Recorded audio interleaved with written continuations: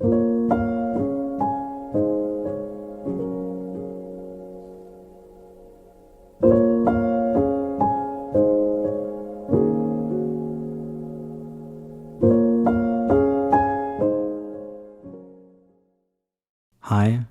my name's Rogelio. I was about 8 years old when I first ran away. Was alone most of my life. By 12, I started doing drugs. My family didn't care about me. I only went out because I had to get food for my siblings. I'd go door to door, asking for food, go to stores. My neighbors knew who I was because they knew who my mom was. They knew she was a drug addict. So they'd give us food without question. They let us sleep over some nights. They'd let us shower. I ran away at 11. I ran away because my dad was abusive. He'd always hit me. He'd always talk shit to me, saying I wasn't even worth his time. That was the first time I ever ran away overnight. That was also the first time I smoked up with one of my homies. I smoked meth. We got lit. Not messed up, but like really high. It was something that took me way up there, you know? My friends said I couldn't spend the night, so I was sleeping out in the streets, but I wasn't really sleeping because I was high.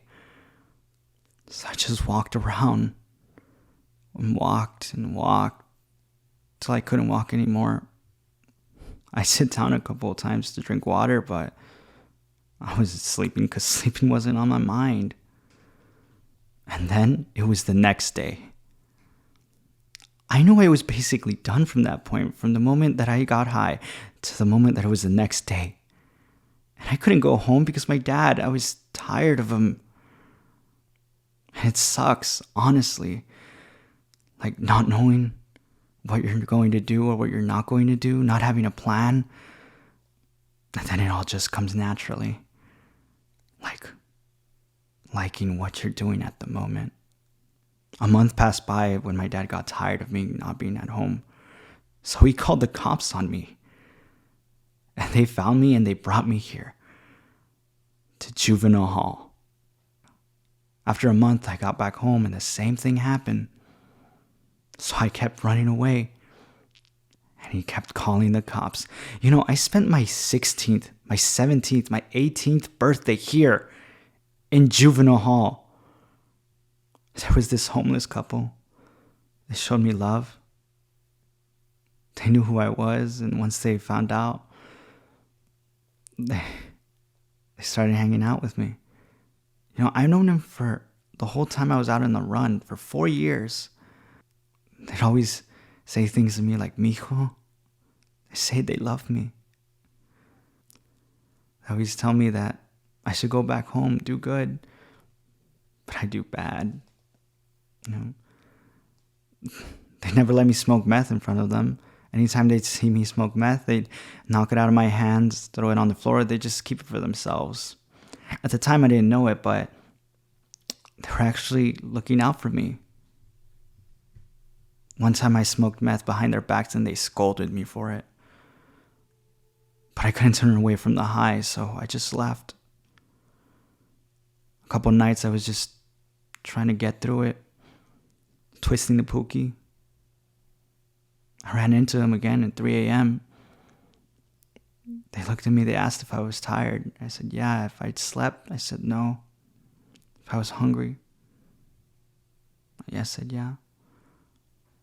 So they took me in again willingly. I knocked out. They put a coat over me to keep warm. And I woke up to someone cooking. They asked if I was hungry. I said no, but they forced that food down my throat. And I felt better. We moved around a lot. Some places would get raided. Take the bus because that was the only form of transportation. So, you know, I went to the river bottoms in Oxnard, Santa Paula, Fillmore. They'd go over to their friend's house. gets more meth, never let me smoke any. We drink, we talk all night. That was our life, you know? I'd sleep under a bridge because it's more cover from the rain. Sometimes I'd have a blanket because they throw them away. That was our life, you know? One day, I didn't know it'd be our last, but I told them I was going out. And they asked where to. I said to a friend's house to shower. They asked if they could tag along, but I said, yeah, why not? I didn't know it, but when I was showering, they were smoking up at his place, so my friend kicked them out. I ran after them. I was crying. I told them that I'd go anywhere they'd go. I hugged them real tight, and we just left. Went out for some drinks. Our usual spot. They smoked up. I smoked some weed, and I knocked out. And the man that practically raised me, lying right next to me, he overdosed. I wake up to his lady crying. I asked her what happened. She said he's dead. I asked how. And I saw the needle in his arm. I went to the liquor store, stole some vodka, and we drank, cried. She knocked out, and I watched her sleep, make sure she was okay. Then I knocked out a little after, and I woke up the next day to the smell of cooking. I asked her if she was fine. She said nothing. I went up and hugged her. She started crying. Both of us. I held her tight. Later she thanked me, and I asked her for what? She said for being such a good kid. And I said, if I was such a good kid, my parents would want me. She said, parents don't know jack. I told her I was worthless. She said not to talk about myself like that. I hugged her real tight. I asked her if she could be my mom. She said, yeah. We talked all night. We knocked out at like 3. Woke up the next morning, went out, and the cops surrounded us. I got really nervous. She told me to calm down. I told her I couldn't because I had a warrant on me. She said she had one too. I tried to run away when the cops got the handcuffs on her, but they got me. 2 months later, I got out. I called her. I asked her what happened. She said she was sentenced for 2 years for holding. I told her I loved her. I cried.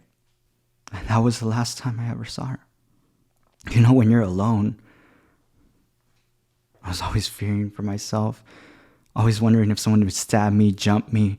But when I got high, I just thought about what my parents would tell me. Maybe I should have listened to my dad, always telling me to do good, get a job, go to school. My mom when she was there. Maybe even my great-grandpa before he passed. But then I thought, you know,